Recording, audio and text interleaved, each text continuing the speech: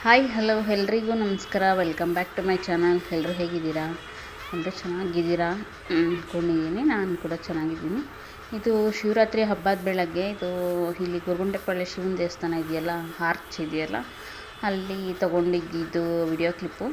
ನಾನು ಶಿವರಾತ್ರಿ ಹಬ್ಬದ ದಿವಸ ಊರಲ್ಲೇ ಇದ್ದೆ. ಹಬ್ಬ ಆದ ಬೆಳಗ್ಗೆ ಬಂದಿದ್ದು ಅಂತಂದರೆ ಅದೇ ಅಮ್ಮನಿಗೆ ಆಪ್ರೇಷನ್ನಿಗೆ ಅಂತ ಹೋಗಿದ್ನಲ್ಲ, ಆವಾಗ ಹಬ್ಬದ ದಿವಸ ಕೂಡ ಅಲ್ಲೇ ಇದ್ದಿದ್ದು. ಹಬ್ಬ ಆದ ಬೆಳಗ್ಗೆ ನಾನು ಬೆಂಗಳೂರಿಗೆ ಬಂದು ಬಸ್ ಇಳಿದು ಈ ಕಡೆ ಬಂದೆ. ಹಾಗೆ ಬೆಳಗ್ಗೆ ಆಗಿದ್ದರಿಂದ ಆವಾಗ ದೇವಸ್ಥಾನ ಓಪನ್ ಆಗಿತ್ತು, ಯಾಕಂದರೆ ಅವತ್ತು ನೈಟು ಶಿವರಾತ್ರಿ ಇದ್ದಿದ್ದರಿಂದ. ಹಾಗಾಗಿ ದೇವಸ್ಥಾನದಲ್ಲಿ ಡೆಕೋರೇಷನ್ ಎಲ್ಲ ಮಾಡಿದ್ರಲ್ಲ, ತುಂಬ ಚೆನ್ನಾಗಿ ಕಾಣಿಸ್ತಾಯಿತ್ತು. ಹಾಗಾಗಿ ಒಂದು ವಿಡಿಯೋ ಕ್ಲಿಪ್ನ ತೊಗೊಂಡೆ. ನೋಡ್ತಾ ಇರ್ಬೋದು ಎಷ್ಟು ಚೆನ್ನಾಗಿ ಡೆಕೋರೇಷನ್ ಮಾಡಿದ್ದಾರೆ ಅಂತ ಹೇಳ್ಬಿಟ್ಟು. ಹಾಗೆ ಈ ಕಡೆ ಗಣೇಶನ ದೇವಸ್ಥಾನ ಕೂಡ ಇದೆ, ಇಲ್ಲೂ ಕೂಡ ತುಂಬ ಚೆನ್ನಾಗಿ ಅಲಂಕಾರ ಮಾಡಿದ್ದಾರೆ. ಹಾಗೆ ಇದು ವಿಶಾಲ್ ಮಾರ್ಟು.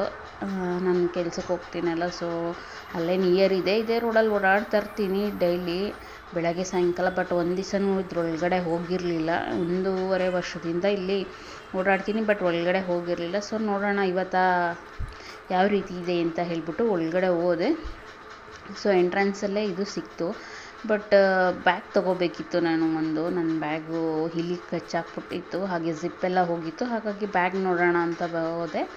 ಎಲ್ಲ ತುಂಬ ಕಾಸ್ಟ್ಲಿ ಇತ್ತು ಬ್ಯಾಗ್ಗಳು, ಹಾಗೆ ಬಟ್ಟೆಗಳು ಎಲ್ಲ ಇತ್ತು. ನನಗೆ ಈ ಥರ ಶಾಪಿಂಗ್ ಮಾಲ್ಗಳಿಗೆ ಹೋದರೆ ಏನು ಅಂತ ಗೊತ್ತಿಲ್ಲ, ಶಾಪಿಂಗ್ ಮಾಡಬೇಕು ಅಂತಲೇ ಅನಿಸಲ್ಲ. ಸುಮ್ಮನೆ ನೋಡಿಕೊಂಡು ವಾಪಸ್ ಬರಬೇಕು ಅನಿಸುತ್ತೆ. ಫಸ್ಟ್ ಟೈಮ್ ನಾನು ಇಲ್ಲಿಗೆ ಬಂದಿರೋದು ಮಾಲ್ಗೆ, ಹಾಗಾಗಿ ಏನು ತೊಗೊಳಕ್ಕೆ ಹೋಗಲಿಲ್ಲ ನಾನು. ಸುಮ್ಮನೆ ಹಾಗೆ ಒಂದು ಚಿಕ್ಕ ವಿಡಿಯೋ ಕ್ಲಿಪ್ ಮಾತ್ರ ತೊಗೊಂಡೆ. ಬಂದು ವಾಪಸ್ ಬರೀ ಕೈಯಲ್ಲಿ ಹೋಗ್ಬೇಕಲ್ಲ ಅಂತ ಒಂದೇ ಒಂದು ಟವಲ್ ತೊಗೊಂಡೆ. ನಾನು ಬಂದಿದ್ದು ಬ್ಯಾಗ್ ನೋಡಬೇಕು, ಒಂದು ಬ್ಯಾಗ್ ತೊಗೊಳ್ಳೋಣ ಅಂತ. ಬಟ್ ಬ್ಯಾಗು ಸಿಕ್ಕಾಬಟ್ಟೆ ಕಾಸ್ಟ್ಲಿ ಇತ್ತು. ಹಾಗೆ ಕಿಚನ್ ಐಟಮ್ಸ್ ಎಲ್ಲ ನೋಡಿದೆ, ಅದು ಪರವಾಗಿರಲಿಲ್ಲ, ಕಡಿಮೆಗೆ ಇತ್ತು. ಬಟ್ ನನಗೆ ತೊಗೊಳಕ್ಕೆ ಅಮೌಂಟ್ ಇರಲಿಲ್ಲ. ಹೇಳ್ತಾರಲ್ಲ, ಮಿಡ್ಲ್ ಕ್ಲಾಸ್ ಫ್ಯಾಮಿಲಿಯವರು ತಮ್ಮ ಆಸೆ ಕನಸುಗಳನ್ನ ಕೊಂದು ಬದುಕಬೇಕು ಅಂತ. ಸೇಮ್ ನಮ್ಮದು ಹಾಗೆ ಅಂತಲೇ ಹೇಳ್ಬೋದು. ಯಾಕಂದರೆ ಬರೀ ಜೀವನ ಮಾಡೋಕ್ಕಷ್ಟೇ ಇರುತ್ತೆ. ನಾವು ಇಷ್ಟಪಟ್ಟಿದ್ದನ್ನ ತೊಗೊಳಕ್ಕೆ, ಹಾಗೆ ಇಷ್ಟ ಬಂದಂಗೆ ಜೀವನ ಮಾಡೋದಕ್ಕೆ, ಹಾಗೆ ನಾವು ಒಂದು ಒಳ್ಳೆಯ ಲೈಫ್ನ ಲೀಡ್ ಮಾಡಬೇಕು ಅಂತಂದರೆ ಅದು ಖಂಡಿತ ಸಾಧ್ಯ ಇಲ್ಲ ಅಂತಲೇ ಹೇಳ್ಬೋದು. ಅದರಲ್ಲೂ ಒಬ್ಬರು ದುಡಿದು 4 ಜನ ತಿನ್ನುವ ಟೈಮಲ್ಲಿ ಇನ್ನೂ ಕಷ್ಟ ಅಂತಲೇ ಹೇಳ್ಬೋದು ಜೀವನ. ಇವಾಗ ಬಾಗಿಲಿಗೆ ತೊಳೆದು ನೆಕ್ಸ್ಟ್ ಡೇ ಮಾರ್ನಿಂಗು ಬಾಗಿಲು ತೊಳಿತಾ ಇದ್ದೀನಿ. ಅಂತಂದರೆ ಡೈಲಿ ಬೆಳಗ್ಗೆ ಬಾಗಿಲಿಗೆ ತೊಳೆದು ರಂಗೋಲಿ ಎಲ್ಲ ಹಾಕ್ತೀವಲ್ವ, ಸೊ ಹಾಗಾಗಿ ಇಲ್ಲಿ ಎಲ್ಲ ನೀಟಾಗಿ ಒರೆಸ್ಕೊಂಡು ಸಿಂಪಲ್ಲಾಗಿ ರಂಗೋಲಿ ಹಾಕ್ತೀನಿ. ನಾನು ಜಾಸ್ತಿ ಯಾವುದು ಹಾಕೋದಕ್ಕೆ ಹೋಗಲ್ಲ, ಯಾಕಂತಂದರೆ ಇಲ್ಲಿ ಮಧ್ಯದಲ್ಲಿ ಸೆಂಟ್ರಲ್ಲಿ ನೋಡ್ತಾ ಇರ್ಬೋದು, ಅದು ಆರ್ಟಿಫಿಷಿಯಲ್ದು ಬರುತ್ತಲ್ಲ, ಅದನ್ನು ಆಲ್ರೆಡಿ ಹಾಕಿದ್ದಾರೆ. ಹಾಗಾಗಿ ನಾನು ಯಾವುದು ಬಿಡಿಸೋದಕ್ಕೆ ಹೋಗಲ್ಲ. ಹೊಸ್ಲಿಗೆ ಹಾಗೆ ಸೈಡಲ್ಲಿ ಸ್ವಲ್ಪ ಚಿಕ್ಕದನ್ನು ಹಾಕ್ತೀನಿ. ಇದಿಷ್ಟೇ ನಾನು ಹಾಕೋದು ರಂಗೋಲಿ. ಇವಾಗ ನಾನು ಹಾಕ್ತಾಯಿದ್ದೀನಿ. ಮುಂಚೆ ನನ್ನ ಮಗಳಿರೋಳಲ್ವ ದೊಡ್ಡವಳು, ಇವಾಗ ಊರಿಗೆ ಹೋಗಿದ್ದಾಳೆ, ರಜೆ ಇರೋದ್ರಿಂದ ಅವಳು ಹಾಕ್ತಾಯಿದ್ಲು. ಇವಾಗ ಅವಳು ಊರಿಗೆ ಹೋಗಿರೋದ್ರಿಂದ ನಾನೇ ದಿನ ಹಾಕ್ತೀನಿ.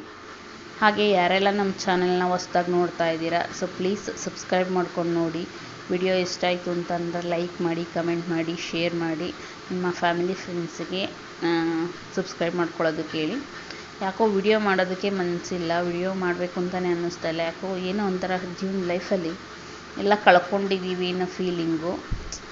ಮತ್ತು ಇನ್ನೊಂದು ಏನಪ್ಪ ಅಂತಂದರೆ, ನೀವು ಯಾರನ್ನಾದ್ರೂ ಕಳ್ಕೊಳ್ಳೋದು ಪಡ್ಕೊಳ್ಳೋದು ಎಲ್ಲ ನಿಮ್ಮ ಇದರಲ್ಲಿರುತ್ತೆ. ನೀವು ಯಾರನ್ನಾದ್ರೂ, ನಾನು ಮೊನ್ನೆ ಒಂದು ವಾಟ್ಸಪ್ಪಲ್ಲಿ ಸ್ಟೇಟಸ್ ಹಾಕಿದೆ, ನೀವು ಯಾರನ್ನಾದ್ರೂ ದೂರ ಮಾಡ್ಕೋಬೇಕು ಅಂತ ಅನಿಸಿದ್ರೆ ಅವ್ರ ಹತ್ರ ದುಡ್ಡನ್ನ ಕೇಳಿ ನೋಡಿ, ಖಂಡಿತ ಅವರು ತಿರುಗಿ ನೋಡೋದಿಲ್ಲ ನಿಮ್ಮನ್ನು ಅಂತ ಹೇಳಿದ್ದೆ. ಅದು 100% ನಿಜ. ನೀವು ಯಾರನ್ನಾದ್ರೂ ದೂರ ಮಾಡ್ಕೋಬೇಕು ಅಂತ ನಿಮ್ಗೆ ಅನಿಸಿದ್ರೆ, ಅವ್ರನ್ನು ನಿಮ್ಮಿಂದ ದೂರ ಇರಬೇಕು, ಬೇಡ ಇವ್ರ ಸಹವಾಸ ಅಂತ ನಿಮ್ಗೆ ಅನಿಸಿದ್ರೆ, ನೀವು ಅವ್ರ ಹತ್ರ ದುಡ್ಡು ಕೇಳಿ ನೋಡಿ.